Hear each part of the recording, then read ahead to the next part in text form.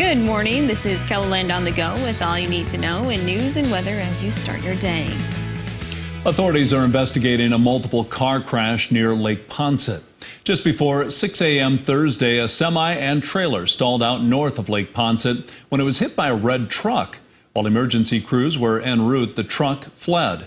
Then an SUV driving through the scene nearly hit a deputy and firefighter before colliding with the semi-trailer. The driver of the SUV was taken to a hospital.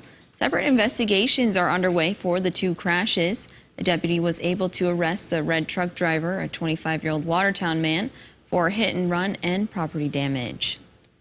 One driver is incredibly lucky after walking away with only minor injuries after a car crash around 2:30 yesterday morning. Chancellor Fire responded to a call north of town. The driver of the pickup reportedly fell asleep while driving, entered the ditch before jumping across the creek, planting the front end in the opposite bank, and rolling the pickup end over end. 60-year-old Jerry Hood was arrested Wednesday in Sioux Falls. He is charged with one count of stolen property. Police say a security camera on a construction site caught a license plate number that led to a search warrant of Hood's home. That's where officers found the building materials, which included sheeting, doors, and windows. During the overnight time, he was stealing these items and then bringing them to his house. We believe that he was either selling or planning on selling them through like Facebook, stuff like that. Police believe Hood is responsible for at least 16 construction site burglaries. Police say some thefts had not yet been reported to police. A Washington state judge has released a man from jail who was arrested just a few years ago for the death of a South Dakota native back in the 90s. According to court papers, the state doesn't think it has enough evidence to prove a case against Richard Eugene Knapp beyond a reasonable doubt. Audrey Hayline had lived near Aberdeen before moving to out of state. According to court papers, the 26-year-old was found dead in Vancouver, Washington in 1994. Now let's get a check of your weather with meteorologist Brian Karstens. Good morning, Brian.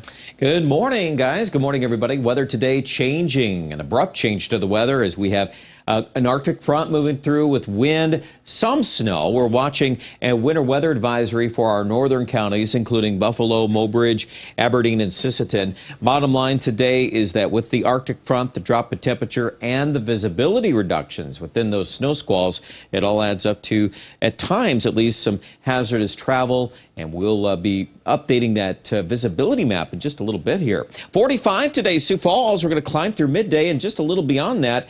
And then the front arrives this afternoon, northwest winds, and it's going to get gusty and much colder. We'll walk through the details in a few minutes. Thank you, Brian.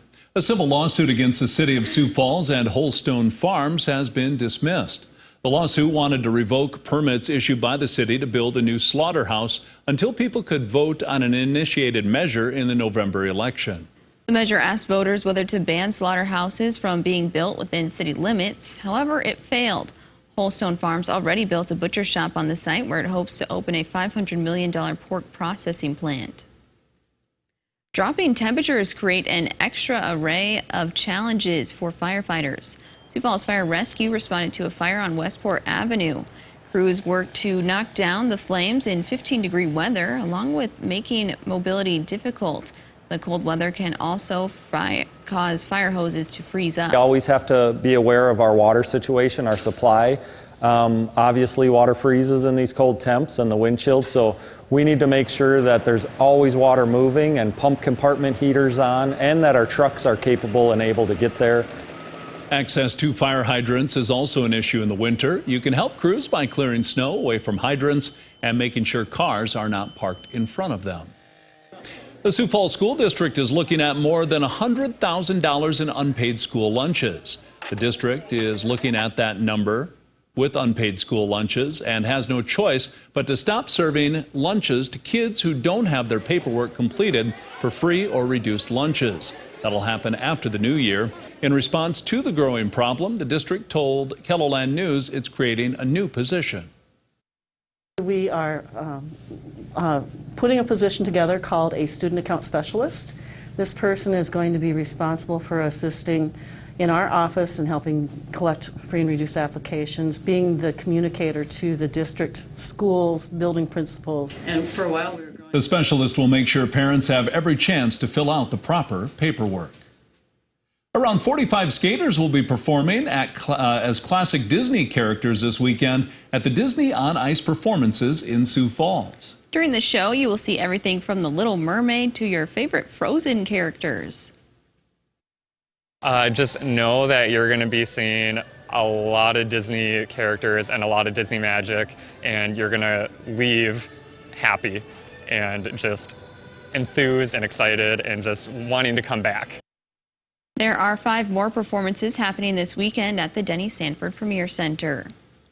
And that's a look at some of our top stories. Now let's get one last look at your weather with meteorologist Brian Karstens. Brian?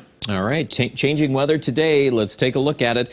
First of all, northwest South Dakota, we've had this cold front moving through, a lot of wind already. Really drastic drops in temperatures in Rapid City. We started off with temperatures in the 50s after midnight, and then within about a 1 to 2 hour time span, we saw the wind chill drop 50 degrees. All right, so that tells you where we're at here. Sioux Falls, we're going to warm up with a south wind, and I think mid-40s likely through, let's say, the midday hour. We'll get to about 1 o'clock, and that starts changing. The Yankton, 50, but look how Chamberlain, even by 11, only half of that at 25. And within this band of snow, which is painted in blue on this map, that is where, again, within that, there are going to be some squalls where the visibility will drop, co-linked with gusty Arctic winds. Doesn't sound too fun, does it? So that's why the advisory is out in the north. Now, you work your way farther south through this band, the amounts of snow are generally lighter. Sioux Falls is under an inch, but you know, you move some snowflakes sideways with the wind, and the timeline is there about 4 or 5 o'clock in the afternoon in Sioux Falls, and yeah, it can be an issue. So we don't want to discount that, and I would say it's probably wise to check in on updates today. Bottom line tonight, it's cold. We're going to bottom out probably single digits above and below 0 in much of Ketherland. Tomorrow, though, quick rebound, I think probably back to the 20s and even a few 30s in the west, or even near 40. Visibility, quick note on that. See how Rapid City is going to have a reduction in visibility as this snow breaks out. What does that mean? Well, a quarter to a half a mile visibility at times within this band. That's showing up in Aberdeen and also Pierre at times.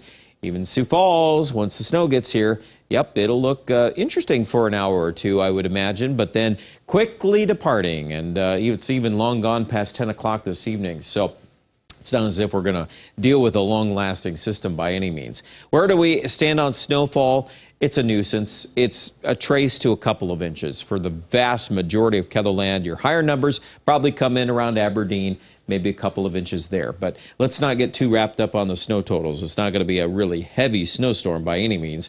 Those 30s and 40s today, most folks east and central, dropping numbers already in the west. Tonight it's cold. We'll dip down to about 2 in Mitchell, about 3 degrees in Brookings. And then tomorrow, back to 27 Sioux Falls, in the 30s on Sunday.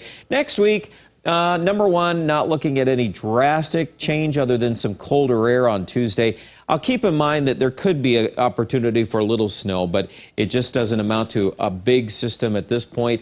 I think for Aberdeen, we're probably in the upper teens Tuesday and Wednesday, and also for Pierre and central South Dakota. We'll notice a dip on the numbers, below average, but, well, as December goes, it could be a whole lot worse. Rapid City, too. 40s still expected both Saturday and Sunday. Check out the details on the weather online at Ketherland.com.